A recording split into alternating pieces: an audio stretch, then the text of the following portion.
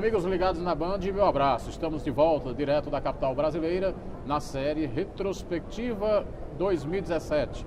Um acompanhamento da nossa bancada aqui no Congresso Nacional e o que de mais importante aconteceu para Alagoas, aqui na capital brasileira, neste ano de 2017. E neste programa, a alegria de receber para conversar conosco aqui direto do Congresso Nacional, coordenador da nossa bancada em 2017, reconduzido nesse comando dos parlamentares de Alagoas para uma nova gestão à frente da coordenação da nossa bancada, com a experiência de já ter governado a nossa capital, governado o nosso estado, e ele vem cumprindo um papel extraordinário aqui no Congresso Nacional. Estou falando do deputado Ronaldo Lessa, que nos dá a honra de vir conversar conosco no programa de hoje. Primeiro que tudo, essa alegria de poder reencontrá-lo, passamos anos aqui vigilantes no seu mandato e hoje a gente prestando contas aí para Alagoas, governador. Pois é. E num dia importante para a gente, porque para mim é de muita satisfação, na medida em que pela quarta vez eu sou reconduzido para coordenar a bancada, e eu quero dizer a você claramente que o mérito é da bancada. Vou explicar por quê. Porque a unidade com que a gente tem produzido, não houve um ano sequer que houvesse, mesmo um período de eleição, que houvesse problema de distensão, problema de atrito e problemas maiores. Quer dizer, a bancada tem me ajudado. Eu quero parabenizar para o povo de Alagoas saber que essa bancada, apesar das divergências, nós somos cada um de um partido, mas na hora que se fala em Alagoas, na hora que se fala no Brasil, a responsabilidade de cada um toma uma proporção importante. Você vai conhecer agora um pouco mais o perfil político e essa trajetória de Ronaldo Lessa com a nossa reportagem. Acompanhe. Ronaldo Augusto Lessa Santos é formado em Engenharia Civil. Filiado ao PDT, foi prefeito da cidade de Maceió, governador de Alagoas por 2 mandatos e atualmente é deputado federal, ocupando a coordenação da bancada alagoana no Congresso Nacional. Deputado, 2017 não foi um ano fácil do ponto de vista das relações institucionais, Congresso, governo federal, o próprio judiciário, e o senhor foi muito combativo, esteve muito ativo aqui num ano de discussões às vezes precipitadas, como a reforma trabalhista, a reforma da Previdência. O seu partido e o seu mandato de forma especial teve vigilante nessa questão. Muito. E o PDT. O PDT fechou questão nessas reformas e é muito importante, Napoleão, dizer que, na verdade, a reforma trabalhista, que nós imaginávamos que é preciso a gente atualizar, poderia ser feito de uma maneira que não viesse precarizar ao trabalhador, atingir os seus direitos. Nós achamos que a gente tem que modernizar, o tempo é outro, né? As relações são outras, são mais de 50 anos da CLT, mas uma coisa é você mudar as relações. A gente sabe que muito foi alterado nas relações de trabalho, né? Mas não de forma a precarizar, principalmente num momento em que o país está vivendo essa crise de muito desemprego.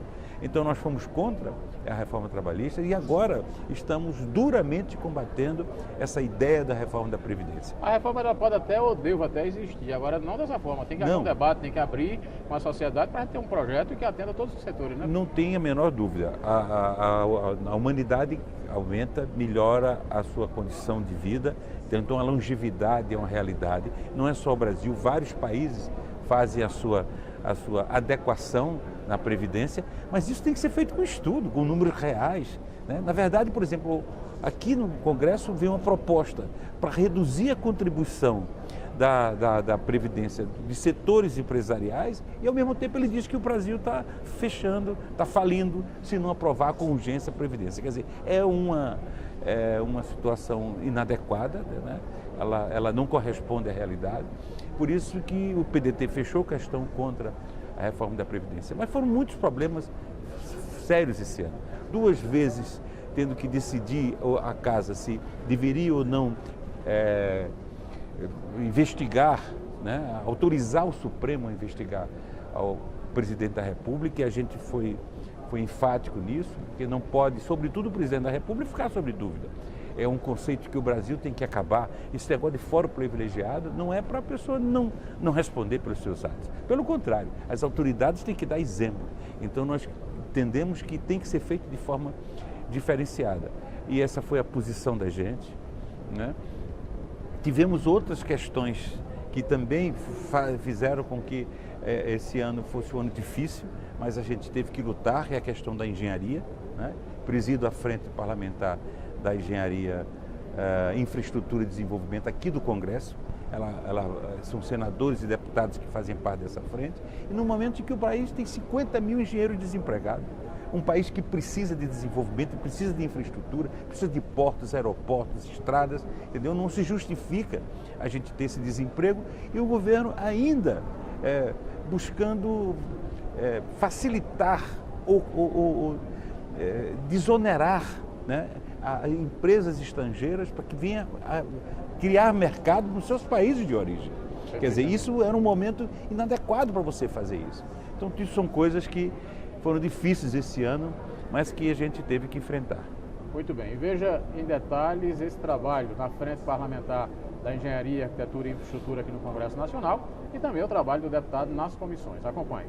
O deputado participa ativamente das comissões da Câmara, onde é titular nos seguintes colegiados: Comissão de Viação e Transportes, Comissão de Legislação Participativa, Comissão Especial do Pacto Federativo, entre outras. Além disso, Lessa é presidente da Frente Parlamentar de Engenharia, Infraestrutura e Desenvolvimento Nacional, onde debate temas e melhorias relacionados ao setor.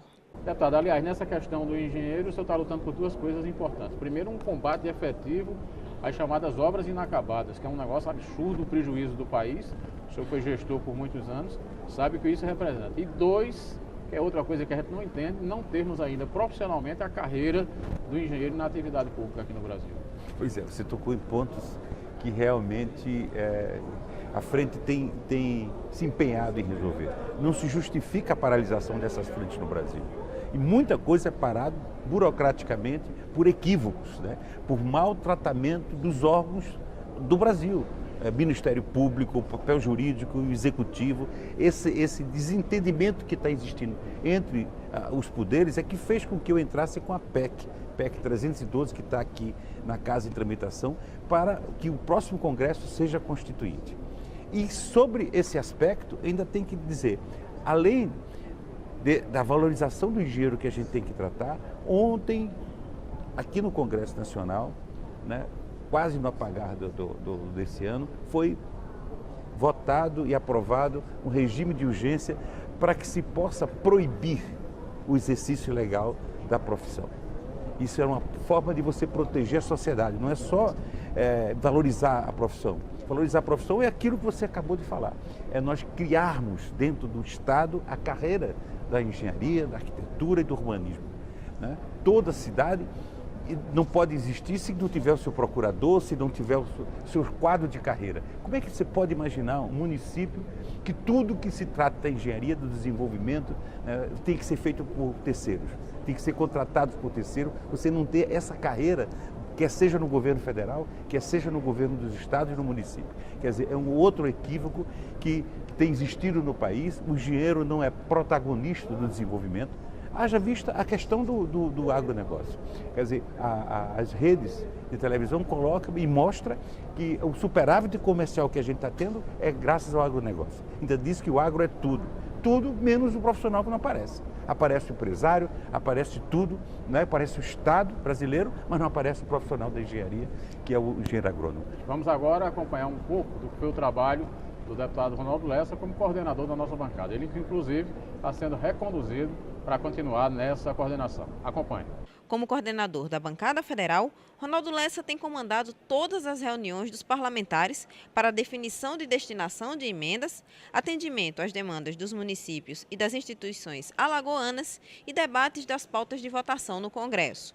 O deputado tem procurado a interação constante com o Estado para buscar investimentos na melhoria dos serviços e do atendimento à população. Deputado, nessa linha da coordenação do que a gente acabou de ver, uma coisa importantíssima, né? A gente que eu já tenho 22 anos aqui no Congresso Nacional, que eu observei, o senhor sempre desarmou os palanques. Porque todo Estado tem a sua divisão política, evidentemente, claro. E a bancada ela representa essa divisão, mas o senhor, naquele momento ali, juntava todos em favor de uma só bandeira, que era a bandeira de Alagoas. Tem que ser, porque uma coisa é você, por exemplo, vai ter uma votação para problemas ideológicos, que a matriz ideológica ela funciona, a matriz partidária, a gente respeita. Você repare que a minha posição é muito clara, você tem 2 ministros na bancada, né, e cada um respeita a posição do outro. Mas quando nós vamos tratar do nosso Estado, né, daqueles que nos colocaram aqui, dos alagoanos que votaram conosco, nós temos que tratar desse assunto. Então isso nos unifica, né? E o governador do Estado e o prefeito da capital, além do presidente da AMA, são 3 autoridades no Estado que também têm contribuído muito para essa harmonia entre a frente e os interesses do Estado de Alagoas. Perfeitamente. E, aliás, nisso aí se chegou num consenso na definição das chamadas emendas impositivas e também das emendas de bancada, né, deputado? Graças a Deus. A gente tem, por isso que eu digo que eu agradeço a confiança que a bancada sempre me deu, sou sempre eleito por unanimidade, mas eu tenho que dividir vamos dizer, esse elogio entre aspas. Porque, na verdade, eu preciso da contribuição de todos eles. E eu não tenho me negado. Essa bancada tem sido, vamos dizer assim, responsável na hora que há um chamamento pela nossa terra, pelos nossos interesses do Estado e, inclusive, de dividir. Por exemplo, ora bancar a emenda é para o município, ora para a capital, ora para a emenda é para o Estado. Quer dizer, há sempre um conceito de harmonia no interesse coletivo do Estado. Sendo o Rio São Francisco chamado Rio da Integração Nacional, Alagoas, Sergipe e Bahia a gente chama de doadores. São estados que estão cedendo água para Pernambuco, Paraíba, Rio Grande do Norte, Ceará e até para o Piauí. Mas há um outro debate que o senhor também comandou muito na frente e em outras frentes, inclusive, que é a questão aí da privatização da Eletrobras, que diretamente afetaria lá na nossa CHESF e até na administração dos rios. Esse é um tema muito sério e o país, de certa forma, precisa entender o que está se passando nesse momento, né, deputado? Essa foi uma das lutas que ainda existe, ela tá no dia a dia. Nós tivemos várias reuniões, tivemos muitos debates. Porque, primeiro, que a questão central que é a soberania, né? Nós precisamos trabalhar, né, e manter a soberania do país. Eu digo soberania pelo seguinte, porque você terceirizar, por exemplo, uma estrada, entendeu? Você fazer isso é uma coisa. A outra é você privatizar setores estratégicos do país. A água é água estratégica. Não tem sentido que a gente possa privatizar, por exemplo, as hidrelétricas. São 9 só no sistema do Rio do São Francisco, além das outras hidrelétricas que tem no Brasil. Quer dizer, isso é fundamental, porque essa água é para o consumo humano, para o consumo animal, é para a irrigação. Quer dizer, portanto, a luta que a gente faz é pela soberania do país e pela, vamos dizer assim, pela justiça até que a gente tem que ter com a capacidade nossa de gerir isso, né? Outra coisa que eu quero deixar bem claro, que nos orienta, os outros países, por exemplo, aqui há uma tese de que a privatização resolve. Não é verdade, porque grandes empresas que estão ganhando concorrências aqui, por exemplo, para abastecimento d'água, para saneamento, são empresas públicas de outros países, ou chinesa, ou espanhola, ou francesa, e até italiana que ganhou a distribuição de energia de Goiás. Quer dizer, essa máxima não funciona. Isso não é verdade, isso já está comprovado que isso não é verdade. Portanto, tem sido uma grande luta que a gente tem travado aqui pela soberania e pelos interesses maiores do país. Perfeitamente. Deputado, fechando 2017, que mensagem, que palavra o senhor levaria com a experiência que tem ao povo de Alagoas nesse momento? E eu teria também, se eu aproveitasse na sua mensagem, que perfil o senhor imagina do que será esse ano 2018, com Copa do Mundo, eleição, ainda quem sabe com debate em reforma da Previdência? Será um ano complicado na sua visão aqui no Legislativo, por exemplo? Vai ser muito complicado. Mas eu acho que o problema daqui está fora. Aqui, os senadores e deputados que estão aqui dentro foram eleitos pelo povo. O poder é do povo. Nós somos empregados do povo. Então, mais do que nunca, precisa a sociedade ficar atenta, acompanhar, cobrar e produzir um Congresso cada vez mais que reflita as necessidades do nosso país. Esse é que é o grande momento. A política é ela a última palavra. Então, precisa do povo para fazer os seus representantes ser legítimos nos interesses maiores que o país precisa fazer. Muito bem. Deputado Ronaldo Lessa conosco nessa entrevista. A gente vai rapidinho ao intervalo. Na volta, a jornalista Fernanda Martinelli aqui vai estar para dar sequência nesse programa de hoje. Você comigo, ligado na tela da Band.